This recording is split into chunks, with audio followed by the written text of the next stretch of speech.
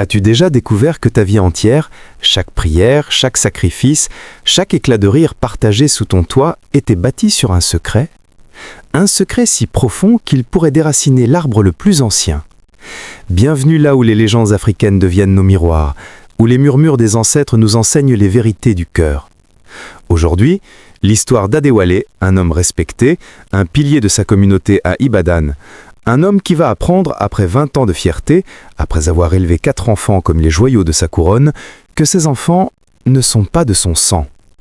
C'est l'histoire d'un amour plus fort que la lignée, d'une paternité qui ne se mesure pas en gouttes de sang, mais en années de dévotion. Reste jusqu'à la fin, car ton cœur connaît déjà le goût de la trahison et la puissance du pardon. Chaque histoire que nous contons est un fil dans la grande tapisserie de nos vies. Alors, si tu sens ce fil vibrer en toi, like cette vidéo et abonne-toi. Les ancêtres regardent et sourient lorsque nous nous rassemblons pour écouter. La vie d'Adewale était une étoffe précieuse, tissée avec les fils d'or du respect et les couleurs vives de la prospérité. À 50 ans, il était un baobab au milieu de la cour de sa vie. Ses racines, croyait-il, étaient profondes, plantées dans la terre fertile de la tradition Yoruba, et ses branches s'élevaient vers le ciel, portant les fruits de son travail, ses 4 enfants. Marchand de textiles dans le chaos vibrant du marché de Gbagi, Adewale était un homme dont la parole avait le poids du métal. Ses agbadas, toujours impeccables et la démarche assurée, témoignaient de sa place dans le monde. Mais sa véritable richesse n'était pas dans les ballots de tissu adirés qui remplissaient sa boutique. Sa richesse rentrait à la maison chaque soir. Ce jour-là, le soleil de l'après-midi filtrait à travers les feuilles de manguier, projetant des motifs d'encens sur les murs de sa maison. L'odeur de liande pilée et de la soupe égoussie flottait dans l'air, une promesse de paix et de satiété. C'était le parfum de son royaume. Il y avait Adebayo, l'aîné, 20 ans, la réplique de sa propre jeunesse, étudiant en droit dont la voix grave commençait à porter la même autorité que la sienne. Puis venait Yetunde, 17 ans, la gardienne silencieuse de la famille, avec les yeux de sa défunte mère Folasade. Elle avait cette sagesse douce, ce calme qui apaisait les tempêtes. Et enfin, les jumeaux, Taiwe et Kehinde, 12 ans, 2 tourbillons de rire et de disputes, le pouls incessant de la maison. Folasade était parti depuis 5 ans, emporté par une maladie qui avait lentement éteint sa lumière. Son absence était un silence au milieu du bruit, une chaise vide à table, mais son esprit habitait chaque recoin de la maison, dans le parfum des fleurs qu'elle avait plantées, dans les recettes que Yetunde suivait à la lettre. Adewale croyait avoir honoré sa mémoire en maintenant la famille unie, en devenant à la fois père et mère. Il appliquait un vieux proverbe yoruba, « Homo ti akoko, ni yo ge, ile ti akota ». L'enfant que nous ne formons pas est celui qui vendra la maison que nous avons bâtie. Et lui, il avait bâti une forteresse. C'est en cherchant de vieux documents fonciers dans le grand coffre en bois au pied de son lit qu'il la trouva. Une petite boîte en fer blanc rouillée sur les bords, cachée sous une pile de vieux vêtements de Folasade. Il ne l'avait jamais vue. Poussé par une curiosité teintée de nostalgie, il l'ouvrit. À l'intérieur, pas de bijoux ou de souvenirs précieux, mais une liasse de papier jauni et une longue lettre, scellée. Les papiers étaient des documents médicaux, des résultats de laboratoire datant d'il y a plus de 20 ans, portant des termes qu'il ne comprenait pas, mais le nom d'une clinique de fertilité à Lagos le glaça le sang. Puis, il vit la lettre, l'écriture de Folasade, élégante et tremblante. Son nom, mon Adewale bien-aimé, était une caresse et un avertissement. Il s'assit sur le lit, le cœur battant à grands coups contre ses côtes. Le monde extérieur, les rires des jumeaux dans la cour, le bruit du pilon, tout s'estompa. Il n'y avait plus que le silence de la chambre et le bruissement du papier entre ses doigts tremblants. Il brisa le sel. Les premiers noms étaient une déclaration d'amour, un rappel de leurs premières années, de leurs rêves partagés. Puis le ton changea. La lettre parlait de leurs douleurs silencieuses, des années d'attente, des visites secrètes chez les guérisseurs traditionnels, des prières murmurées à la déesse Oshun. Elle décrivait la honte qui la rongeait, le sentiment d'être une terre aride alors que tout ce qu'il désirait était un héritage. Elle avouait sa peur de le perdre, lui, son roi qui méritait une couronne d'enfant. Et puis, la phrase tomba, lourde comme une pierre tombale. « J'ai pris une décision pour nous, mon amour, pour te donner la joie que tu méritais, pour que notre maison résonne de rire. J'ai accepté l'aide d'un donneur. » Adewale relut la phrase. 1 fois, 2 fois, 10 fois. Les mots ne changeaient pas, mais le sens refusait de pénétrer son esprit. Un donneur. Le mot était étranger, clinique, stérile. Il regardait les documents médicaux, les dates coïncidant avec la naissance d'Adebayo, puis de Yetunde, puis des jumeaux. Tous. Tous. les 4. 20 ans de sa vie, chaque fête d'anniversaire, chaque bulletin scolaire accroché au mur, chaque étreinte paternelle, tout bascula dans une nouvelle lumière, fausse et cruelle. Le baobab de sa vie ne venait pas de sa propre graine, il avait nourri et fait grandir l'arbre d'un autre. La pièce se mit à tourner. La fierté qu'il avait définie, la certitude de s'aligner, tout s'effondra en une poignée de poussière. Il regarda son reflet dans le miroir de l'armoire. Il ne vit plus un patriarche, mais un étranger dans sa propre maison, un roi sans royaume. La lettre de Folassadé se terminait par une supplique, des mots noyés de larmes invisibles. « Pardonne-moi mon amour, je l'ai fait par amour pour toi. Ils sont tes enfants dans tout ce qui compte. L'amour, non pas le sang, fait un père. » Mais pour Adéwalé à cet instant, le sang était tout. C'était l'encre avec laquelle l'histoire de sa famille aurait dû être écrite, et quelqu'un d'autre tenait la plume. Les jours qui suivirent furent un purgatoire silencieux. Adéwalé se déplaçait dans sa propre maison comme un fantôme, le poids de la lettre de Folassadé brûlant une poche invisible près de son cœur. Chaque interaction avec ses enfants était une torture. Le rire d'Adébayo, autrefois sa plus grande fierté, résonnait maintenant comme le rire d'un étranger.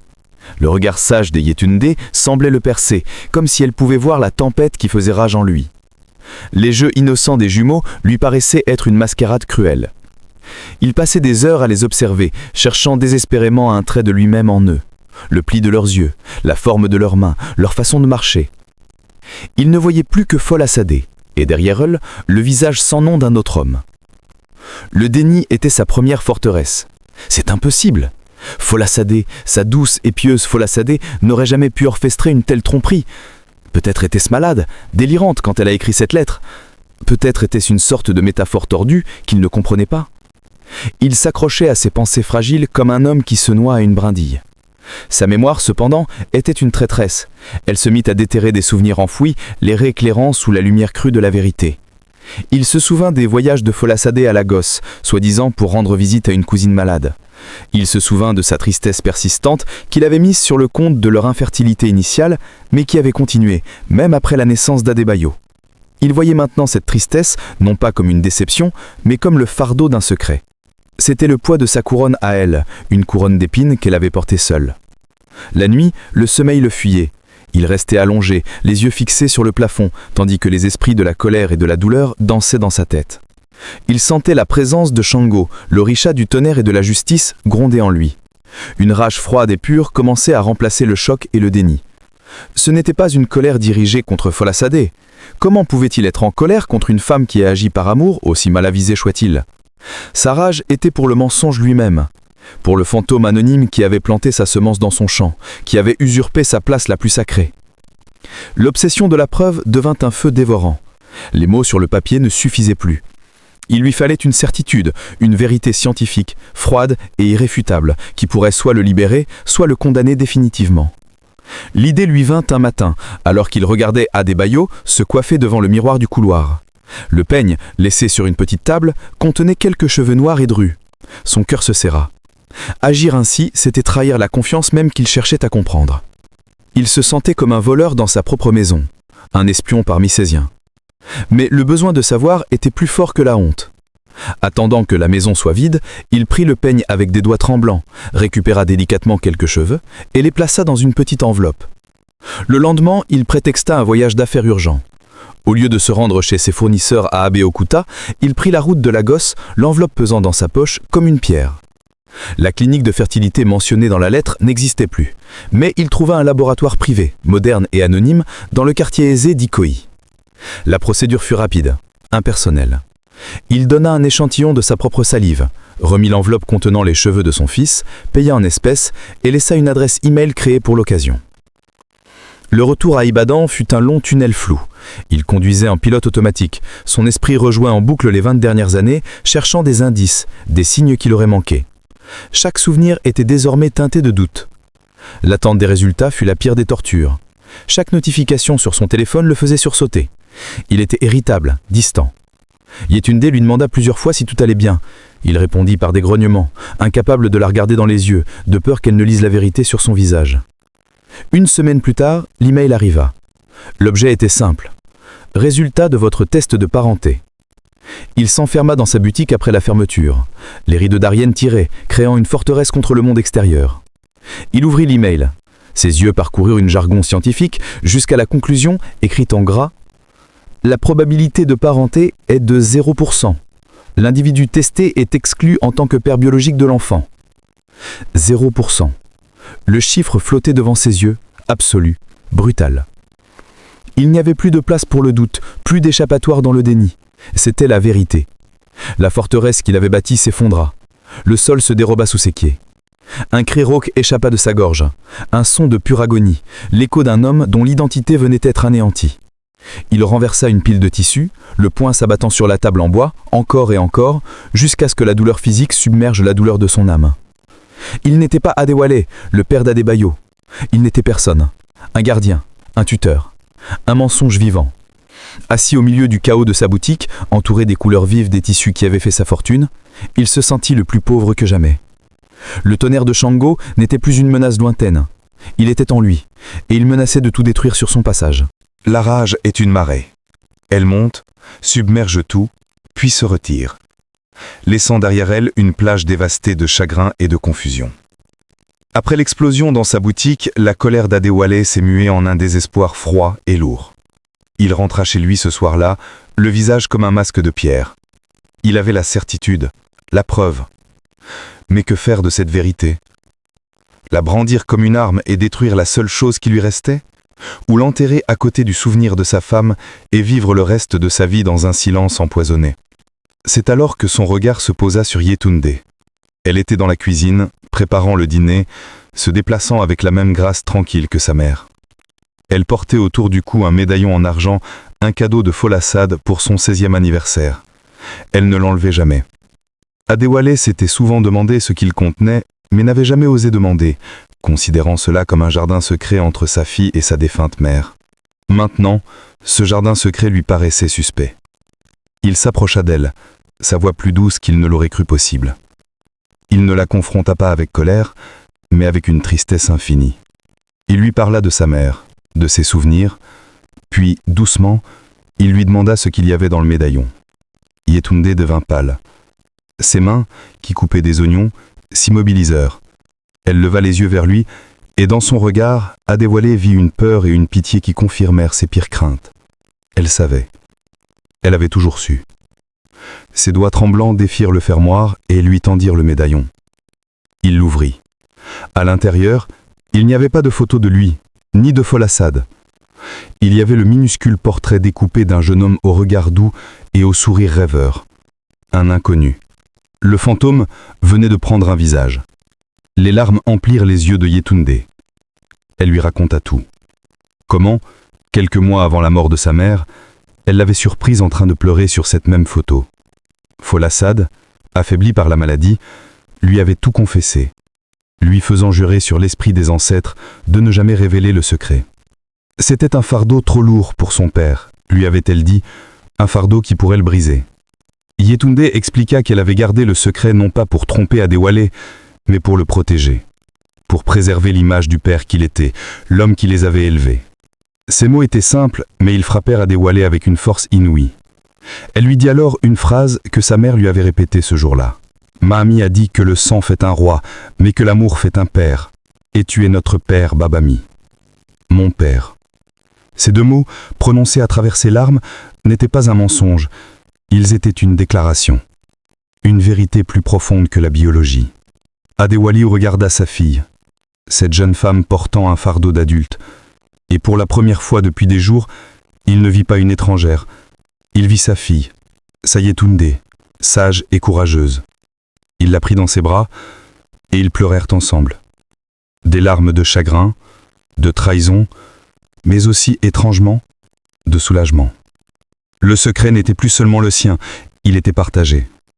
Cette connexion inattendue avec sa fille ne calma pas complètement la tempête en lui, mais elle lui donna une ancre. Cependant, une question le hantait encore. Qui était l'homme sur la photo? Le visage du donneur le tourmentait. Il avait besoin de connaître son histoire, de comprendre qui était cet homme dont le sang coulait dans les veines de ses enfants. C'était une quête illogique, une tentative de donner un sens à ce qui n'en avait pas. La lettre de Folassade mentionnait un code de donneur et le nom de la clinique à Lagos. Armé de ces maigres informations, Adéwalé se lança dans une nouvelle croisade, cette fois non pas pour la vérité, mais pour la clôture. Il retourna à Lagos, une ville dont le bruit et la fureur reflétaient son propre chaos intérieur. La clinique, comme il le savait, avait fermé, mais après des jours de recherche, à interroger des vieux commerçants du quartier, il retrouva la trace d'une ancienne infirmière qui y avait travaillé. C'était une femme âgée, à la mémoire aussi fragile que du verre. Au début, elle ne se souvenait de rien. Mais quand Adéwalé lui montra la photo du médaillon et le code du donneur, une étincelle de reconnaissance brilla dans ses yeux. Elle se souvint du programme, l'un des premiers du pays. Elle se souvint d'un jeune homme en particulier, un étudiant en littérature de l'université de Lagos, un poète, disait-elle. Il venait de la région du Delta, n'avait pas de famille en ville et avait fait un don pour payer ses frais de scolarité. Elle accepta de chercher dans de vieilles archives stockées dans son garage. Adéwalé attendit 2 jours, son espoir et son anxiété grandissant à chaque heure. Finalement, elle l'appela. Elle avait trouvé son dossier. Son nom était Chiqué. Elle lui donna son nom complet et sa date de naissance. Puis, elle ajouta une information qui frappa Adéwalé comme la foudre. En rangeant les dossiers, elle était tombée sur une coupure de journal de l'époque. Un petit article sur un accident de la route tragique. Chiqué, le petit poète, était mort dans un accident de voiture à peine 1 an après la naissance des jumeaux. Il n'y avait personne à confronter, personne à haïr, personne à qui demander des comptes. Le fantôme était vraiment un fantôme. Il était parti depuis longtemps, ne laissant derrière lui que son sang et un sourire sur une vieille photo. Le retour à Ibadan fut silencieux. La maison, qui avait toujours été son sanctuaire, semblait maintenant l'observer, ses murs imprégnés d'un secret qu'il connaissait enfin. Il se sentait à la fois étranger et plus lié à elle que jamais. Le vide laissé par la mort du donneur était une blessure béante. Il n'y avait pas de rival à affronter, seulement un héritage invisible à accepter ou à rejeter. Cette nuit-là, Adébayo ne trouva pas le sommeil.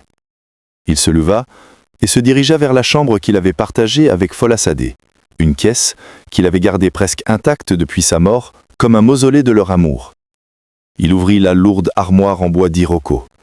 L'odeur de sa femme s'en échappa. Un mélange de camphre, d'huile de coco et de son parfum floral. C'était le parfum de 25 ans de vie commune.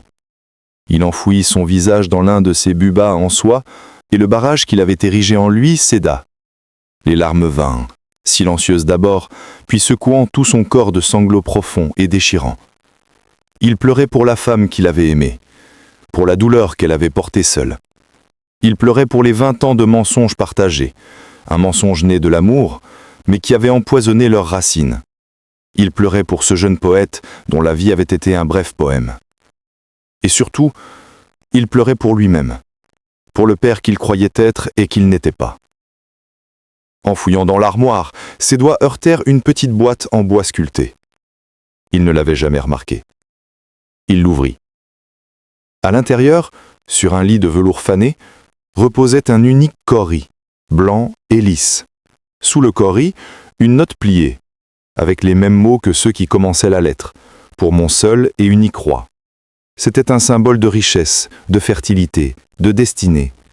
Un cadeau simple, mais qui contenait tout l'amour et toute la tragédie de leur histoire. Il s'effondra sur le sol, serrant le cauris dans sa paume, le front appuyé contre le bois froid de l'armoire. C'est dans cet abîme de chagrin qu'il comprit.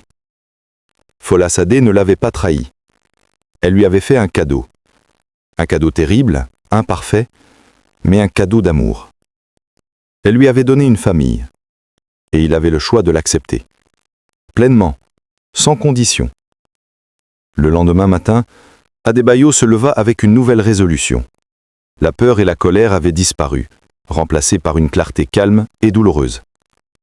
Il devait parler, pas seulement à Adébayo et aux jumeaux, mais à toute la famille réunie. Il devait choisir quel genre de père il serait à partir de maintenant. Il les rassembla tous dans le salon après le petit déjeuner. L'ambiance était tendue. Yetunde savait, et son anxiété était palpable. Adébayo et les jumeaux sentaient la gravité du moment. Adébayo les regarda un par un. Adébayo, son héritier, si sérieux et digne. Yetunde, sa confidente, si forte. Taiwo et Kende, leur visage encore rond d'enfance, le regardant avec une curiosité inquiète.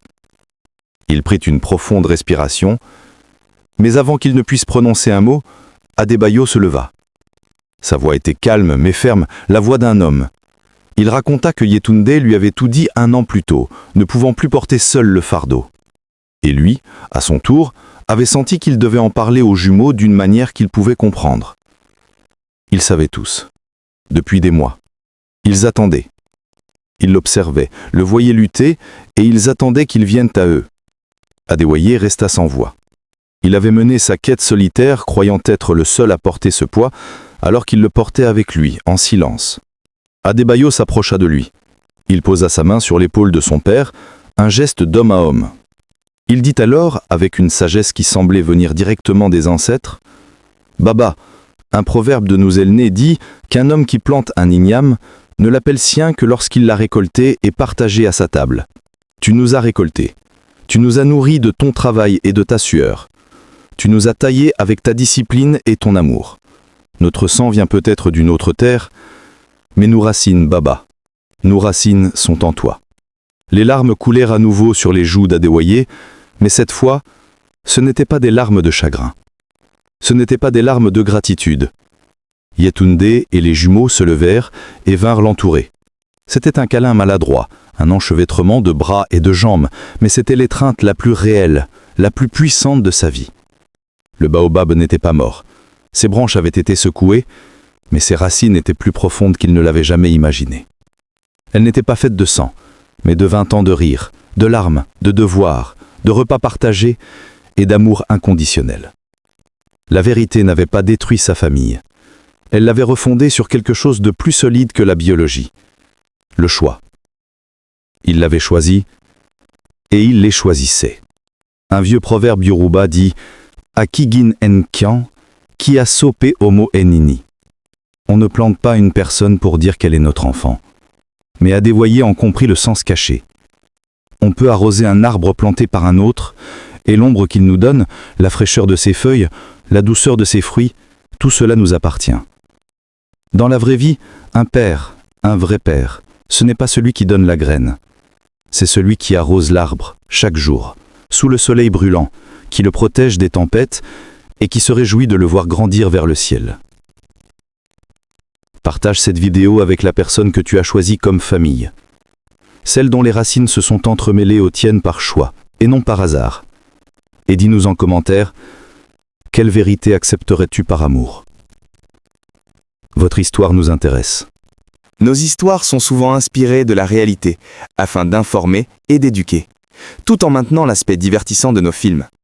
Pour le moment, les images sont en cours de réalisation. Merci d'avoir regardé et à la prochaine pour une nouvelle histoire. En attendant, prends soin de toi.